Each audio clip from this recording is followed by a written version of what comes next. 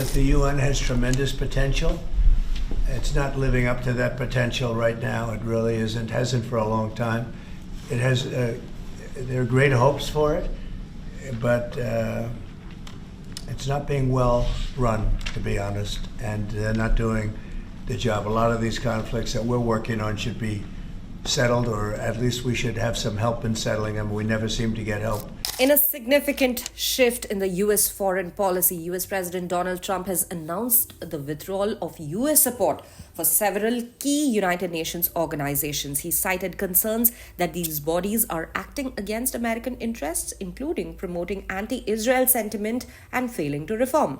The executive order issued on Tuesday targets three key UN agencies: the UN Human Rights Council, that is the UNHRC, the UN Educational, Scientific and Cultural Organization, the UNESCO, and the UN Relief and Works Agency for Palestine Refugees in the Near East, also known as the UNRWA.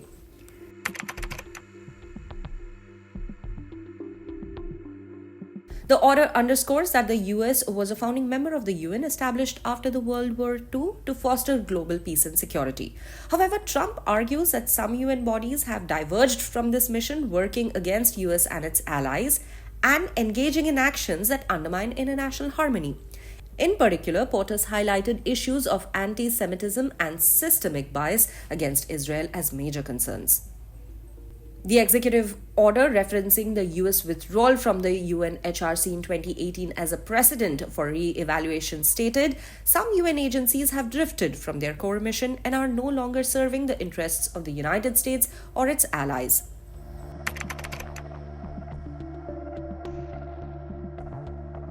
The order focuses on three UN entities that are under intense scrutiny for their controversial actions. So I've always felt that the UN has tremendous potential.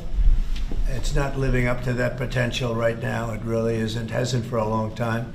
It has, there are great hopes for it, but it's not being well run, to be honest, and they're not doing the job. A lot of these conflicts that we're working on should be settled, or at least we should have some help in settling them. We never seem to get help.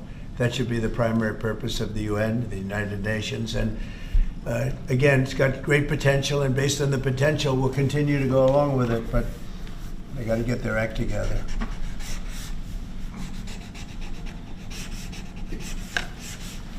What would they need to do, sir, to get their act together? Well, they got to be fair to countries that deserve fairness. The potential of the United Nations is fantastic, if properly run. So we'll see what happens. How much money are you willing to take away from them?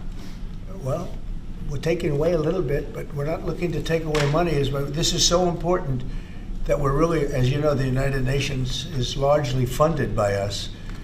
But, and it shouldn't be. It should be funded by everybody, but we're disproportionate, as we always seem to be.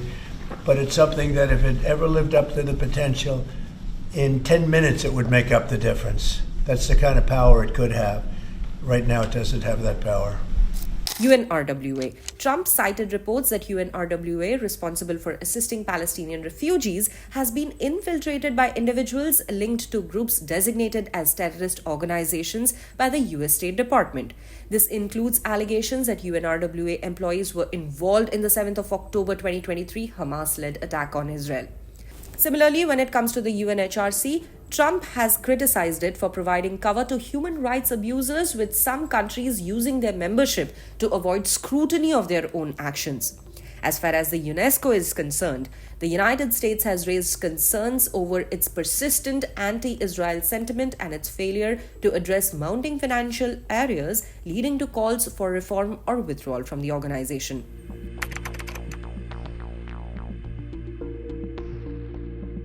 President Trump has ordered the cessation of US participation in the UNHRC and the discontinuation of any related positions, including that of the US representative to the body. In the case of UNESCO, a review of US membership will be conducted with a specific focus on how the organization aligns with American interests.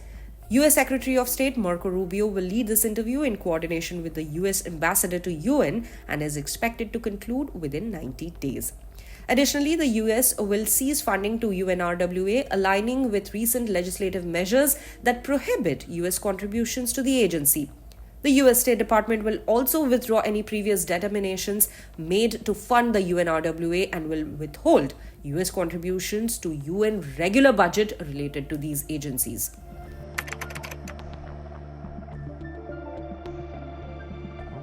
Via the executive order, Trump has directed Marco Rubio to initiate a broader review of the international organizations in which US participates. This review will assess whether continued US involvement in these bodies aligns with American interests and will conclude an evaluation of the treaties and conventions that the United States is a party to. Rubio will then report findings and recommendations to Trump within 180 days.